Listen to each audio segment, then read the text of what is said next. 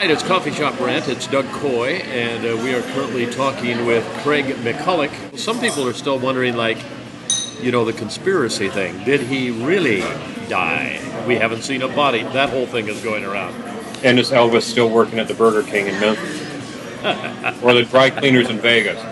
Yeah. You'll always have conspiracy theorists. They're always going to be out there, because all conspiracies, Doug, and we've talked about this before and whatnot, all conspiracy theories always start with one little shred of truth or a potential shred of truth. And then you just run with it from there. So you're always going to have conspiracy theorists. Always. And you were on Commercial Drive, which is an area I am quite fond of. But, yeah. The other big story, of course, here in Canada was the elections. I know you covered it and have filed a number of different reports on the outlets that you are reporting for. I think it was a major surprise to me. I did not think that there would be that many people, especially with the NDP. That was a huge surprise to me. How about you? And I think the person that was surprised the most about that, Doug, was Jack Layton.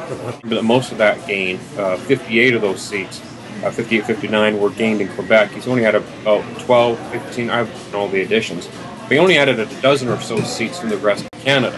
He only added 3 in British Columbia. They now have 12 out of 36 MPs. So a lot of that NDP gain was in Quebec, where the people of La Belle Province had a choice of the separatists, which they were done with. A lot of Quebec was done. They didn't want to vote for Conservatives, and they didn't want to vote for the Liberals for various reasons. Maybe the ghost of Brian Mulroney, maybe Shawinigan, which happened when Jean Chrétien was in office, although Jean Chrétien, let me point out, was never implicated criminally or will be on anything to do with that. So who's the fresh choice? There's the NDP. Why not give them a shot? And perhaps people in Quebec had an allergy to Stephen Harper because he's from Calgary and Toronto, and they obviously didn't like Michael Ignatieff. Most Canadians seemingly didn't. I've met all of these gentlemen. They're very nice. Canada is blessed with the fact that we have hyper-intelligent political leaders in this country, which I believe, Doug, also probably conversely leads to lower voter turnout rate, because they're kind of intelligent people generally are kind of boring. Now, I'm not saying I put people to sleep at all or anything like that, but we got the Economist in Stephen Harper, and it's extremely hard to get any level of a degree as an economist. It's a very complicated study of academia. With Jack Layton, you have a law professor. You have a Harvard professor in Michael Ignatieff, and of course you had a union organizer in Joseph Duceppe.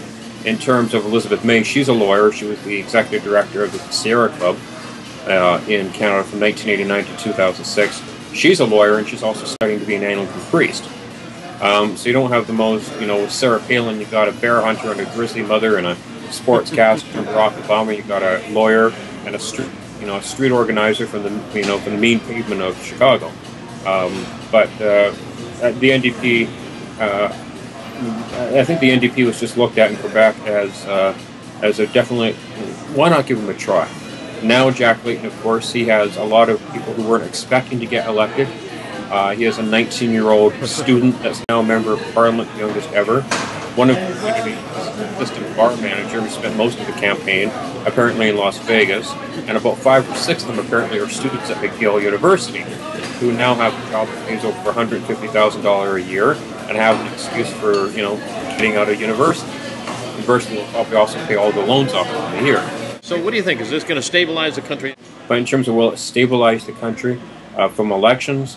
Yes, it will. But who says elections are bad things? Yeah, they're expensive. Democracy ain't cheap, but it's sure a lot, cheaper than a lot of other government. So I myself don't think elections are necessarily a bad thing. Look at Japan. I mean, they've had coalition governments going back to the Second World War, and they have people that have been prime minister 2 or 3 times over a span of 10, 15 years, because they recycle their politicians so often. And look at Japan. They have they're down one nuclear plant, and they got hit pretty hard. But you can see how they're bouncing back from that earth. And if those coalition governments haven't hurt Japan any, and you got you got Israel, which has had a series of coalition governments, and they appear to be quite strong. I mean, there's a whole another realm of of discussion with Israel, but you've also got a lot of governments in Europe that have operated in coalitions. So just this thing that we need to have, not we can't have elections, and that means stability of government. To me, is a red herring. There's cost savings, but in terms of stability of government, Canada, Japan, Europe, they're going to continue on even if you have an election every year. It's fine. So, are you encouraged? Are you optimistic? Is this a good thing for Canada? No, it's not the first Conservative government. It's the first NDP opposition. The NDP is actually in less power now than they were in many cases before because they can't basically collude with other parties and vote the government out. But it's Canada. It's a developed country. It doesn't matter who is in office. It will continue. It will be fine. Everything will, will go along and it'll be fine. The one thing that might speak to the stability of the country, however, Doug, is the fact that Bloc Québécois have basically been wiped off the map. They won't be party status in the next House of Commons. You need 12 seats for that. They only have 4 seats. So in terms of national stability with the Quebec, it's probably a lot more stable now. And the Parti Québécois, the provincial separatists in Quebec, they're not very happy right now, to say the least. So in terms of that, yes, the country is more stable. That's not because the Conservatives are in power, it's because the NDP is in opposition, so that's a little bit of a twist. Craig McCulloch talking to us from the slopes of Burnaby Mountain. And he's our news nerd and a guy that knows it all. He's not a know-it-all, but if you want an opinion, talk to Craig.